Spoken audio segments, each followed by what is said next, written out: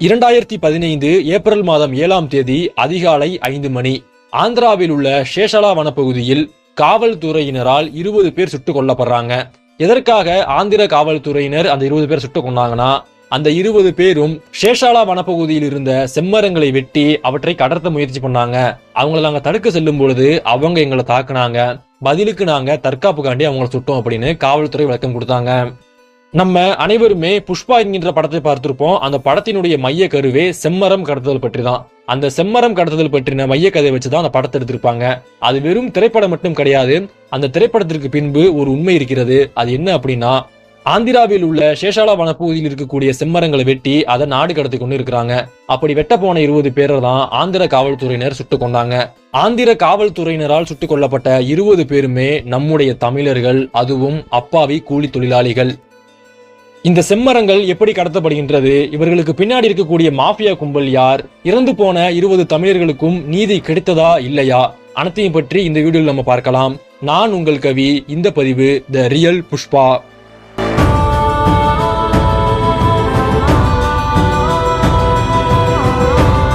இறந்து போன 20 தமிழர்களை பற்றி பார்ப்பதற்கு முன்பு அவர்கள் எப்படி அங்கு சென்றார்கள், இந்த செம்மரங்கள் எப்படி வெட்டி கடத்தப்படுகிறது என்பதை பற்றி பார்க்கலாம். ஆந்திராவில் உள்ள சேஷாலா வனப்பகுதியில் செம்மரங்கள் என்பது அதிகமாக கிடைக்கும். இந்த செம்மரங்களுக்கு உலக சந்தையிலும் இந்திய சந்தையிலும் தனி ஒரு மதிப்பு இருக்கிறது. இதனால அந்த செம்மரங்களை வெட்டி அதை எப்படியாச்சும் காசாக்கணும் அப்படின்னுட்டு நிறைய மர்ம கும்பல் சுத்திட்டு இருக்கிறாங்க. அதுல மிக முக்கியமான ஒரு கும்பல் தான் துபாயை தலைமையிடமாக கொண்டு செயல்படும் கும்பல்.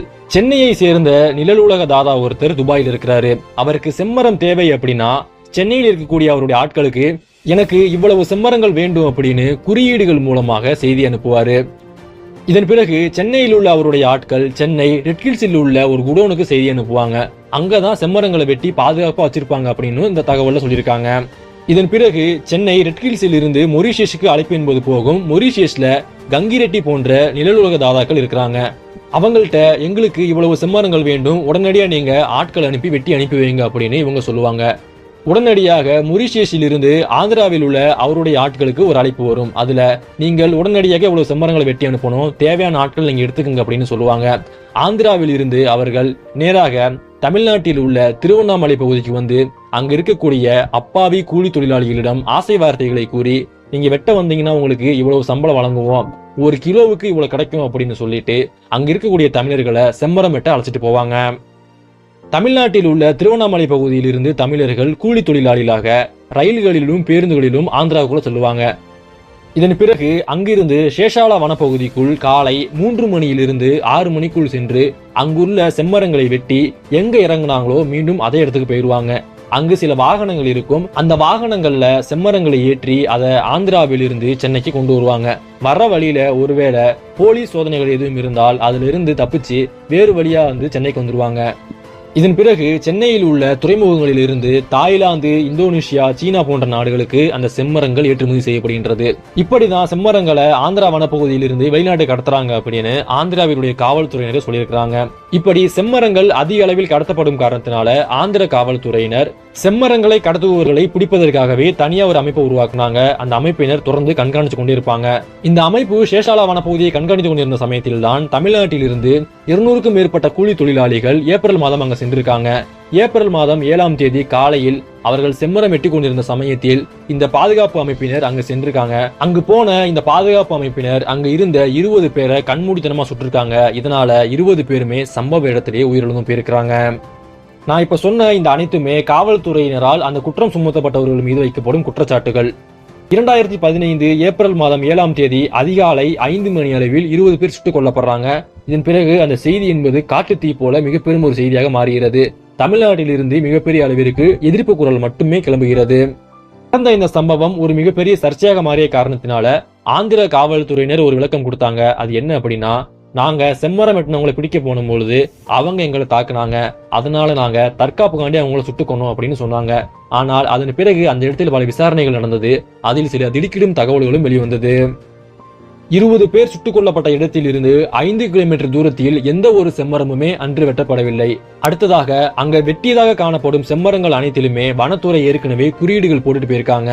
மூன்றாவது என்னன்னா, இறந்து போனவர்கள் அனைவரும் உடலிலுமே தீக்காயங்கள் என்பது இருந்தது. நான்காவது என்னன்னா, இதுதான் ஒரு மிகப்பெரிய செய்தியாக பார்க்கப்பட்டது. என்ன அப்படின்னா, காவல்துறையினால் சுடப்பட்ட 20 பேருமே குறிப்பாத்து சுடப்பட்டிருக்காங்க. அனைவருமே தலை மற்றும் மார்பில் குண்டுகளை வாங்கி இறந்து போயிருக்காங்க. எனவே இது ஒரு தற்காப்பு நடவடிக்கை கிடையாது, இது ஒரு திட்டமிட்ட கொலை என்பதும் அன்று தெரிய வந்தது.